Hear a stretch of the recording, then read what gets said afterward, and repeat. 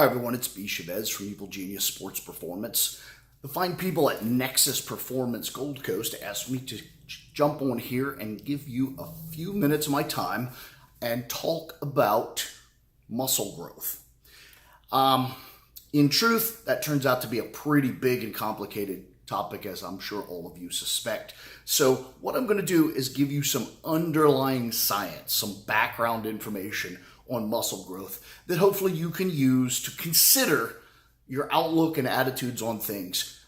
I, being a biologist, tend to always try to first and foremost understand the big picture and slowly use that big picture to whittle my way into the smaller picture and the finer details. But if in my attitude, in my approach to things, if you don't understand the big picture, you've got problems. So what I like to do is give you a few minutes of my time and try and develop that big picture.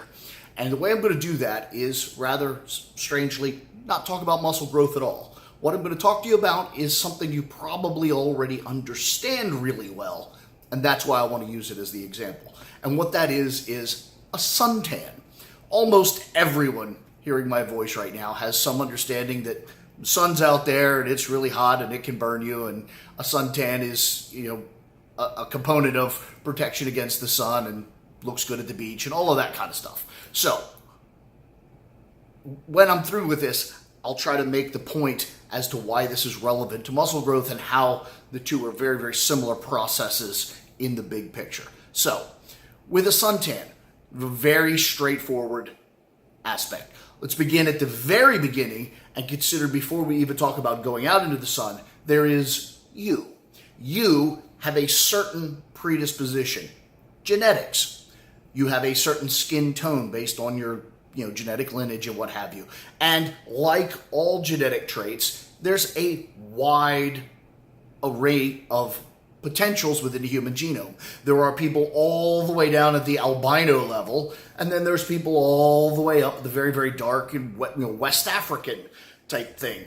And it just so happens in the case of accruing a suntan, those really dark-skinned people kind of have a head start. They're already essentially there. And the reason for that is thousands and thousands of generations in the hot sun needed to weed out the people with minimal defense against the sun. And so they get to start their lives considerably darker, because if they didn't, they wouldn't survive.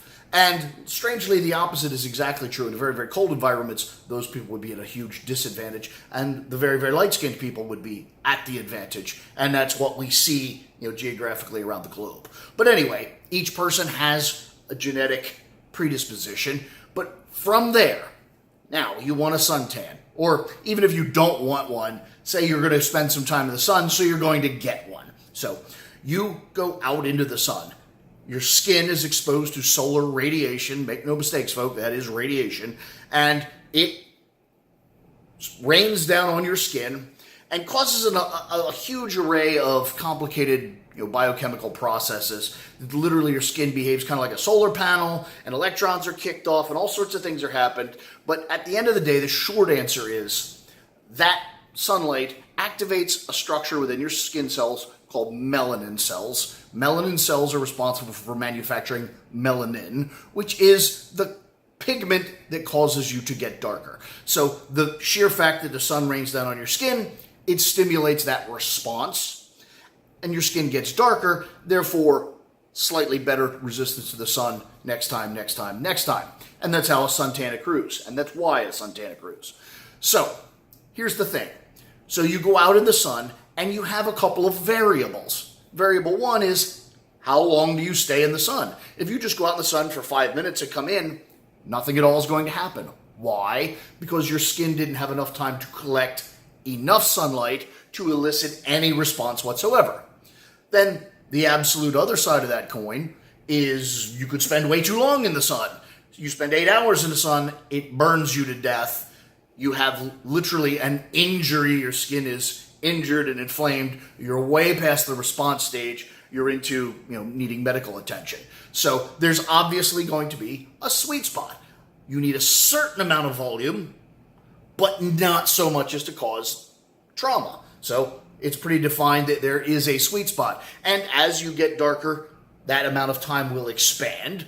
And also, if your genetics were to change, different people would have different starting points. But nonetheless, you have a starting point, and the more time you spend in the sun protracted, the greater your defense becomes. So, the other thing we have to deal with is frequency. How often do you go out in the sun? If you go out in the sun, once every 10 days, probably going to get a small response and it's going to go away, and then you'll go out in the sun and get a small response and it'll go away. And so it needs to be frequent enough to build upon itself, layer upon layer upon layer, leading you to dark, but not so often that you again lead to that burned and damaged stage. So there has to be exposure to the sun, response, recovery, exposure to the sun, response, recovery, etc. So we've got a given amount of volume, a given amount of frequency. There is one other factor, and it's a little awkward with the sun tanning analogy, but that is intensity. And it is actually possible that, for instance, as impractical as it may be, if you relocated nearer to the equator, you would get more sunlight per unit time. The sun would have a greater intensity, and therefore the same amount of time at an equatorial latitude would give you more sunlight, and you would generate a bigger response from the sun per unit time. So you've got basically three variables: volume, frequency, and intensity, and you manage them according to the results you're seeing, the results you want, the results you expect. Okay. I'm belaboring this because that is literally, not figuratively, not in some analogy sense, that is literally the poster child for human, or for that matter, any biological adaptation. Exposure to a stress, recovery, response, exposure to a stress, on and on and on, and a change is elicited. In this case, it's the changing of your skin color, but that could be no different than developing a callus on your hand. If you do it too often, you'll grind right through the callus and make your hand bloody. If you don't do it often enough, every single time you train, your hands are sore. But if the frequency is right, you develop a callus and your skin gets tougher and tougher, and soon you don't even notice it. You could be talking about a rock in your shoe. You could be talking about, strangely, lifting weights. You expose the muscles to a stress. You wait a period of time for the recovery, the response, and then you expose yourself to that stress again. And coincidentally, we have exactly the same factors when we're talking about muscle growth. We have volume. How many sets are you going to do for that muscle? Too few, nothing at all happens. Too many, you damage the muscle and you're way past, you're into the sunburn zone. Okay? And you also have frequency. How often are you going to do those sets? 1 day a week, 2 days a week, 7 days a week? Each one of those has different consequences and requires different management. And then in the case of intensity, it's a little easier than sun tanning. You can simply put more weight on the bar. And now each and every repetition of those curls you're doing for your bicep are more difficult, greater response, greater inroad, recovery, adaptation, etc. So I'm just trying to explain to you or demonstrate to you that you actually know a lot more about this process than maybe you think you do, and it's actually a lot more simplistic and natural than you might think it is. Now, I realize I didn't talk about sets and reps and how to design your workout and all of that, and people like Will and all the people from Nexus and lots of other great groups are going to do that. That's what you're doing. You're seeking that information. But what I want to do is something that I feel that my skill set is very good at, and that is set the stage, set the groundwork, explain to you why and how these bigger processes work.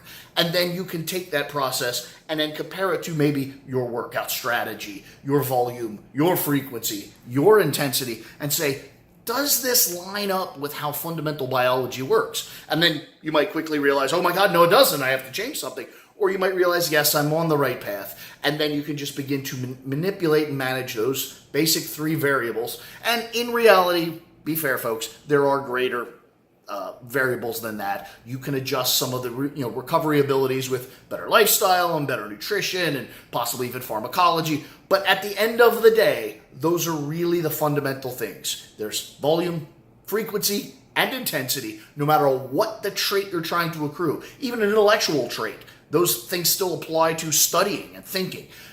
So that is how living creatures adapt to impose stress, impose demands. And with that framework, you could start to consider how you, as an athlete or a coach or a self-coached athlete, use those fundamental guidelines to design your training and to just generally behave. So hopefully that does something for you. I'm sure it's not exactly what you guys were expecting, and to some degree I like that. So some good science, something to think about. Hopefully it can work into some of the other talks and other thoughts and ideas and just help you build a bigger, better understanding of things to come. So until next time, be Chavez, Evil Genius Sports Performance. Stay strong.